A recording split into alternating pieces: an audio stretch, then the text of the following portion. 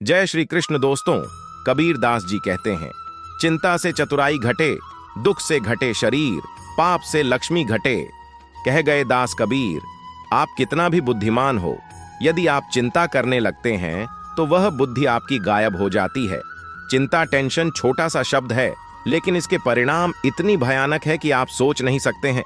छोटी सी टेंशन हमें आत्महत्या तक पहुंचा देती है।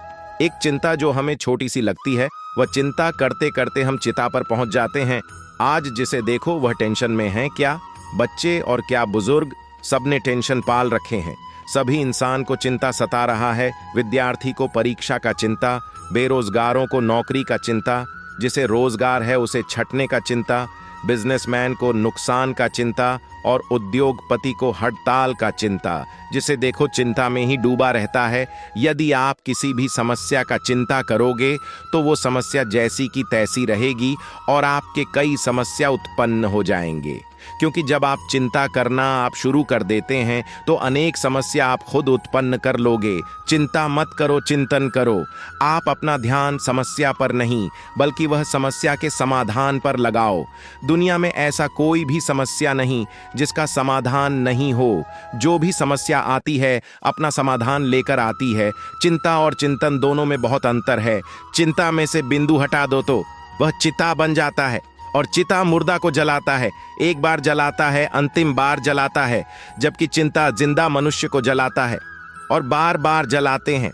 तब तक जलाता है जब तक कि वह व्यक्ति चिता पर न पहुंच जाए। इसलिए कभी भी चिंता न करें, चिंतन करें। चाहे आपके पास किसी भी तरह का टेंशन हो, उसे जरूर दूर करें। छोटी सी टेंशन आपकी जिंदगी को खत्म कर सकते हैं। मैं नीचे टेंशन दूर करने के 11 उपाय बता रहा हूं। मेरा विश्वास है कि आप इसे आजमाते हैं तो आपकी चिंता जरूर दूर हो जाएगी। नंबर 1, जो पास है उससे संतुष्ट रहो। तेरे पास जो है उसका कद्र कर। यहां आसमान के पास भी खुद की जमीन नहीं। चिंता का एक मुख्य कारण है कि हम असंतुष्ट रहते हैं। हमारे पास जो भी है उसे हम कद्र नहीं करते। जो दूसरों के पास है उसे देखते रहते हैं, उसे प्राप्त करने के लिए चिंता करने लगता है। दोस्तों, श्री कृष्ण कहते हैं, सबके पास सभी कुछ नहीं होता और होना भी नहीं चाहिए, क्योंकि यह दुनिया में सभी अपना कर्म का फल प्राप्त करता है। कुछ लोग अपने भाग्य से ही कुछ प्राप्त कर लेते हैं। हमें उससे जलन नहीं करनी चाहिए। आसमान में उड़ने वाले व्यक्ति को जब नीचे खेत में काम कर रहे किसान देखता है तो सोचता है, काश मैं भी हवाई जहाज में उड़ पाता। उसी हवाई जहाज में उड़ने वाला व्यक्ति सोचता है कि काश मैं भी अपने खेत में काम कर पाता। जमीन पर रहने वाले और आसमान में उड़ने वाले दोनों ही असंतुष्ट हैं। इसलिए जहां रहे, जिस हाल में रहे, संतुष्ट रहना सीखें। संतोषम परमम सुखम। संतोष में ही सबसे बड़ा सुख मिलता है। समय का इंतजार करें। दोस्तों, कई समस्या ऐसे होते हैं जिसे हम कितना भी चाहे वह दूर नहीं हो पाता। उस समस्या के समय पर छोड़ दो। मेरा एक दोस्त है, उसके पड़ोसी उसे बहुत परेशान करते थे। वह 3 भाई थे। तीनों मिलकर इसको काफी परेशान करते थे। कई बार इन्होंने पंचायत बुलाई, पुलिस में शिकायत कर दिया, लेकिन कुछ नहीं हो पाया। मैंने सुझाव दिया, इसे आप समय पर छोड़ दो। लगभग 2 साल बाद ही तीनों भाइयों का आपस में झगड़ा हो गया। उसे घर बेचकर जाना पड़ा और समस्या अपने आप सुलझ गया। ओवरथिंकिंग नहीं करें। चिंता का यह बहुत बड़ी कारण है, ज्यादा सोचना। यानी ओवरथिंकिंग हमारे मस्तिष्क को खराब कर देता है। हम उस समस्या के बारे में सोचते रहते हैं जो समस्या कभी आएगी ही नहीं। हम अपने अतीत के बारे में सोचते रहते हैं जो अतीत बीत गया। ओवर थिंकिंग की समस्या महिलाओं में ज्यादा पाया जाता है। वह हमेशा बीती हुई बातों के बारे में सोचती रहती और चिंता करते रहती हैं। शादी के बाद यह बात हो गया, यह बात नहीं होनी चाहिए। ससुराल में ऐसा हो गया, ऐसा नहीं होना चाहिए इत्यादि। इसलिए कहा गया है, जो बीत गया सो बात गया, रात गई बात गई। कभी भी बीती हुई बातों के बारे में चिंता नहीं करनी चाहिए, क्योंकि वह कभी वापस नहीं आता। ओवर थिंकिंग करने से सिर्फ अपने मस्तिष्क को फालतू काम में उलझाए रखना होता है। मन को शांत रखें। मैंने एक लेख लिखा था, मन को शांत कैसे रखें। इसमें बताया था कि मन को शांति रखने के कई तरीके होते हैं, उसे जरूर अपनाएं। दोस्तों, कहा गया है, मन के हारे हार है, मन के जीते जीत। कभी भी अपने मन को अशांत नहीं होने दे, क्योंकि मन से हमारा दिमाग का कनेक्शन होता है। मन यदि शांत नहीं है तो आपका दिमाग सही काम नहीं कर पाए, वह सही गलत का निर्णय नहीं ले पाएगा। इसलिए कभी भी चिंता न करें, मन को खुश रखें। यदि मन शांत रहेगा तो चिंता आपसे दूर रहेगी। स्पीड ब्रेकर, कितना भी बड़ा हो गति, धीमी करने से झटका नहीं लगता। उसी तरह मुसीबत कितना भी बड़ा हो, शांति से विचार करने पर जीवन में झटके नहीं लगते। ईश्वर पर विश्वास रखें। अगर आप ईश्वर में विश्वास करते हैं तो उन पर भरोसा जरूर रखें। यदि वह कोई आपको समस्या दे रहा है, उसका समाधान भी आपके आसपास ही है। कहा गया है, ईश्वर उसी व्यक्ति को समस्या देता है जो समाधान करने के लायक होता है। इसलिए समस्या देखकर घबराएं नहीं। चाहे कोई भी समस्या है, चिंता करने से कुछ नहीं होगा। भगवान का नाम ले और भगवान को धन्यवाद कहे कि यह समस्या हमारे पास आया, क्योंकि हम जितना समस्या का समाधान करते हैं, हम उतना ही मजबूत होते हैं। हर आपदा में अवसर निकालने वाला ही सच्चा इंसान होता है। समस्या पहचानने और उपाय सोचे। पहले आप समस्या को पहचानें। आखिर ऐसा कौन सा समस्या है जो आपके चिंता का कारण है? कई बार होता है कि हम समस्या को ही नहीं पहचान पाते हैं। जैसे मान लें कि आपको घर बनाना है, आपके पास पैसा नहीं है, इसलिए आपको एक दूसरा जमीन बेचना है। वह जमीन के पैसे से आपको घर बनाना है। आप यदि घर की चिंता करते रहते हैं कि घर कैसे बनेगा, तो यह आपका समस्या सही नहीं है, क्योंकि समस्या आपका जमीन बिकने की है। यदि जमीन बिक जाएगा और पैसा आ जाएगा, घर तो अपने आप बन जाएगा। मंजिल तो मौत है, सफर का मजा लो। यदि आपके पास एक से अधिक समस्या है और सबकी चिंता करते हैं, जो समस्या पहले आ रही है उसे दूर करें। उसके बाद जो समस्या आएगी उसे दूर करने के बारे में बाद में सोचेंगे। माया मोह का त्याग करें।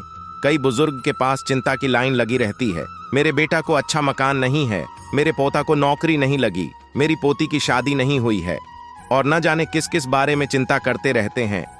बुजुर्ग यदि अपना चिंता दूर करना चाहते हैं तो वह अपना माया मोह का त्याग कर दें। अब अंतिम समय में वह चाहकर भी कुछ नहीं कर सकते। न पोता को नौकरी दिलवा सकते हैं और न बेटा को घर बनवा सकते हैं। फिर चिंता किस बात की, जब हम अपने सारी उम्र में बच्चे या अपने परिवार के लिए जो कर पाए उसे हम संतुष्ट नहीं हैं, तो अब हम उसके लिए क्या कर सकते हैं?